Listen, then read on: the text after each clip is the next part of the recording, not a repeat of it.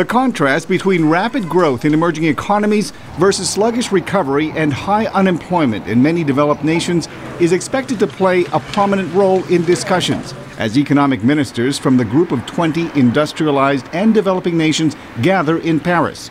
Economist Chris Williamson says two key challenges are likely to dominate. The first is the old story of the global imbalances, and in particular China's surplus, the US deficit.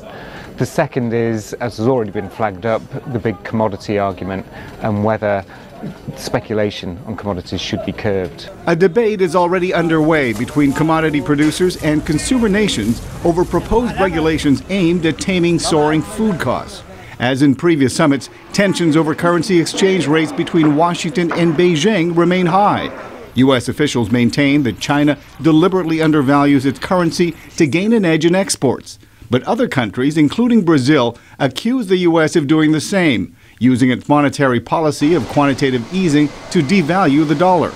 International economist Stefan Schneider at Deutsche Bank says the ongoing feuds make agreements on a new global framework very unlikely. I think it will not be very successful. One has to see that when the G20 meeting was set up during the last global economic recession, obviously everyone shared the same songbook. Everyone wanted to fend off recession, but since then the interests have diverged quite substantially. While many member countries agree consistent banking standards and tougher regulations might prevent another crisis, there are disagreements on how individual countries should be monitored. But French Economy Minister Christine Lagarde says the focus on recovery and sustainable growth worldwide is something all nations can agree on. It's going to be about improving the international monetary system.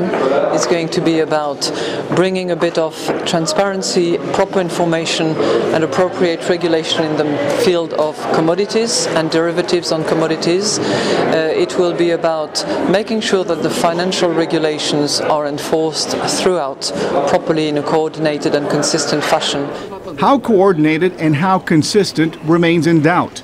Despite the G20's stated goal to develop new guidelines to rebalance the global economy and prevent another crisis, experts say such an agreement is unlikely in the near future.